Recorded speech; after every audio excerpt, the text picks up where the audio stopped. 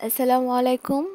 আমি Taiba, secret blogger Taiba চ্যানেলে আর একটা নতুন দিনে নতুন ব্লগ নিয়ে তোমাদের সামনে হাজির হয়েছি। আশা করছি ব্লগটা তোমাদের একটু হলেও ভালো লাগবে। তো ব্লগটা স্কিপ না করে পুরো ভিডিওটা দেখার অনুরোধ রইল।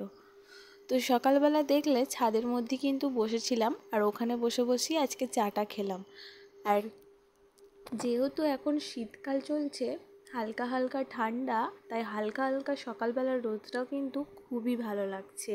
তাই ওখানে বসি আজকে কলমি শাকটা কেটে নিলাম। আর তার সাথে বিভিন্ন পাখির বিভিন্ন ডাক যেন মনটাকে মুগ্ধ করে তোলে। রোজের ব্যস্ততার সময় এই সব জিনিসগুলোর দিকে খেয়ালই রাখা হয় না। আজকে যে একটু সময় পেলাম, তাই তোমাদের সাথেও একটু শেয়ার করে দিলাম। তো ছাদে বসে কলমি শাকটা বাছার পর এখন চলে এসেছি রান্না করতে। সে আগের দিনের যে ডিমের শাকটা রেখে দিয়েছিলাম এক্সট্রা, সেটাকেই আজকে রান্না করছি। আর তাই ভাবলাম তোমাদের সাথে আজকে ডিমের শাক চচ্চড়িটা শেয়ার করি। আগের একটা ভিডিওতে তোমাদের সাথে শেয়ার করেছিলাম যে ডিমের শাক অনেকটা হয়ে গেলে কিন্তু তরকারিটা তেতো হয়ে যায়। আর গরম গরম খেলে সেরকম কিছু একটা মনে হয় না, কিন্তু ঠান্ডা হয়ে গেলে অনেকটাই তেতো লাগে। আর সেরকমই যখন আলুর সাথে কিন্তু ডিমের শাকটা দিলে তাও তেতো হয়ে যায়, তাই একটু ওপর থেকে দিয়ে দেবো। যখন আলুটা পুরো কষিয়ে জলটা শুকিয়ে যাবে, তারপরে কিন্তু জল দিয়ে উপর থেকে ডিমের শাকটা ছড়িয়ে দেবো। এতে কিন্তু তেঁতোর পরিমাণটা খুব কম হয় আর খেতে ভালো লাগে। আজকে রান্না হচ্ছে ডিমের শাক আলু চচ্চড়ি, তার সাথে কলমি শাক ভাজা আর পেঁপের ডাল।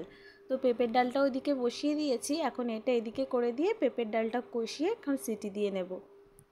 তারপরে সমস্ত রান্না বান্না কমপ্লিট করে অফ ক্যামেরায় ছেলেকে রেডি করে খাইয়ে দাইয়ে স্কুলে দিয়ে এসেছিলাম। তারপরে স্কুল থেকে দিয়ে এসে উপরের ঘর তো যেমনকার তেমনই পড়ে আছে, গোছানো হয়নি। তাই ভাবলাম যে যখন নিচে আছে নিচের ঘরটা পরিষ্কার করে নিই, কারণ হাজব্যান্ডও ঘুমাচ্ছিল সকালবেলায়, তাই আর ঘরটা গোছানো হয়নি সেরকমভাবে। তাই এখন নিচের ঘরে যখন আছে নিচের ঘরটা পরিষ্কার করেই তারপরে কিন্তু একবারে উপর ঘরে যাব। আর প্রতিদিন না ডাস্টিংয়ের কাজগুলো করার একদমই সময় হচ্ছে না, তাই এই খাটটুকুটা ঝেড়ে আর ঘরটা ঝাড়ু মেরে ঘরটা সময় হলে মুছি, না হলে আবার কোনো সময় মোছাও হয় না। এক একটা ঘর মোছা হয়, এক একটা ঘর এক একদিন মোছাও হয় না। তো নিচের ঘরটা ঝাড়ু দিয়ে তারপরে চলে এসেছি এখন রান্নাঘরে গ্যাসটার অবস্থা খারাপ হয়েছিল, সেটাকেই এখন ক্লিন করে নিচ্ছি একটুখানি। তার সাথে গ্যাস কাউন্টারগুলো ভালো করে একটু পরিষ্কার করে নেব। আজকে না তোমাদের সাথে একটা জিনিস শেয়ার করব যে আমি কিভাবে অল্প অল্প টাকা দিয়ে সঞ্চয় করে নিজের দুটো স্বপ্ন, ছোট ছোট স্বপ্ন বা ইচ্ছা বলতে পারো, পূরণ করেছি। তো ফার্স্টে হচ্ছে আমি মানে যবে থেকে সেলাই করছি তারপর থেকে কিন্তু আমি দুটো লক্ষ্মী ভাণ্ডার জমিয়েছিলাম। ফার্স্ট একটা লক্ষ্মী ভাণ্ডার আমি কাজিয়েছিলাম একটা ভালো কাজে, যেটা আমার ছেলের 1.5-2 বছরের, মানে 2 বছর না 2.5 বছরের একটা, সেই আমাদের যেটা হয় সুন্নাতে খাতনা যেটা বলে, সেটার জন্য টাকা জমিয়েছিলাম, সেটা পিছনে খরচা করেছি। আর তারপরের আমি যে লক্ষ্মী ভাণ্ডারটা জমিয়েছিলাম সেটা আমার একটা ছোট্ট আশা বলতে পারো বা স্বপ্ন বলতে পারো বা শখ বলতে পারো, তো তোমরা যেটা ভাববে। তো সেই শখটা পূরণ করেছিলাম যে আমি দীঘা ঘুরতে গিয়েছিলাম সেই টাকাটায়। আর আমরা কিন্তু চাইলে এই ছোট ছোট সঞ্চয় দিয়েই কিন্তু নিজেদের ছোট ছোট শখগুলো বা স্বপ্নগুলো পূরণ করতে পারি। আর একটা জিনিস মনে রাখবে, বিন্দু বিন্দু দিয়েই কিন্তু সিন্ধুটা হয়। একবারে যদি তুমি অনেক কিছু আশা করতে চাও তাহলে কিন্তু তুমি করতে পারবে না। তুমি যদি ছোট ছোট আশাগুলো আগে পূরণ করো বা ছোটোর দিকে যদি তোমার নজরটা থাকে, তাহলে কিন্তু তুমি অবশ্যই পারবে। তো গ্যাস কাউন্টারটা মুছে ভালো করে ছাদ সিঁড়ি সেগুলো কিন্তু একটু ঝাড় দিয়ে এখন ঘরটাকে একটু ঝাড়ু মেরে নিচ্ছি। আর রান্নার পর কিন্তু ঘরটা একটুই মানে ধুলো হয়ে যায় আর নোংরাও হয়ে যায়। আর এই ঘরের মেঝেটা না একদমই আমার পছন্দের নয়। যতই ঝাড় দেওয়া হয় ততই কিন্তু মনে হয় যে বালি রয়ে গেছে বা ধুলো রয়ে গেছে বা নোংরা রয়ে গেছে, কেমন একটা দাগও হয়ে গেছে মেঝেটার মধ্যে। তাই আমি আমার আব্বাকে বলছিলাম, তুমি যে পিভিসি কার্পেটগুলো হয় সেগুলো নিয়ে এসে দেবে, এই মেঝেটা আমার একদমই পছন্দ নয়। তো বলছিল যখন হবে তখন ঠিক এনে দেবো। আর ওগুলো দেখেছি অনেক সুন্দর, মার্বেলের মতনই দেখতে লাগে। তো জানি না কেমন হবে বা কোথায় কবে লাগানো হবে, তো বলেছি দেখি কি হয়। তারপরে দেখো কয়েকটা থালা বাসন ছিল, সেগুলো এখন ছাদে নিয়ে চলে এসেছি মাজতে। আর এই থালা বাসন মাজতে গিয়ে যে আমাকে কতবার উঠতে হয়েছে আর কি বলবো। একজন তো এসেছিলো সেলাই করতে দিতে, একবার উঠেছি, আবার একবার মিষ্টি নিয়ে এসেছিলো আব্বা, সেটা রাখতে উঠেছিলাম।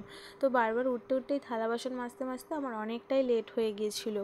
আর আমি চেষ্টা করি যতক্ষণ আহান স্কুলে থাকে আর আমি যতক্ষণ আনতে যাই, চেষ্টা করি সমস্ত কাজটা কিন্তু কমপ্লিট করে তারপরই যাওয়ার। কারণ স্কুল থেকে এসে না আর মনে হয় না যে কোনো কাজে হাত দিই বা কিছু, দুটো খেয়ে শুতে পারলেই যেন বাঁচি। আর জানো তো আমার লোকের সামনে ভিডিও করতে কেমন একটা উৎকট লাগে। তাই আমি এখানে ভিডিও করছিলাম যে ছাদে জলটা জমে গিয়েছিলো, ঝাঁট দিচ্ছিলাম, আর দেখছি পাশের বাড়ির ছাদ থেকে কে একজন চলে এসেছে। আমি তাড়াহুড়ো করে তাড়াতাড়ি কী করেছি, ক্যামেরাটা বন্ধ করে দিয়েছি। তারপরে ক্যামেরাটা ঘরের মধ্যে সেট করে আবার থালা বাসনগুলো নিয়ে চলে এলাম। আর আমি না ভীষণই লজ্জা পেয়ে গেছিলাম, ভাবলাম যে হয়তো দেখে ফেলেছে। তারা তো আর জানে না যে এইভাবে কি ভিডিও করা যায় বা ব্লগ করা যায়। তো তারা ভাববে যে এই ঝাঁট দিচ্ছে আবার ভিডিও করছে, এটা আবার কী ধরনের পাগলামো। তো তার জন্যই তাড়াহুড়ো করে কিন্তু লুকিয়ে ফেলেছিলাম ফোনটাকে।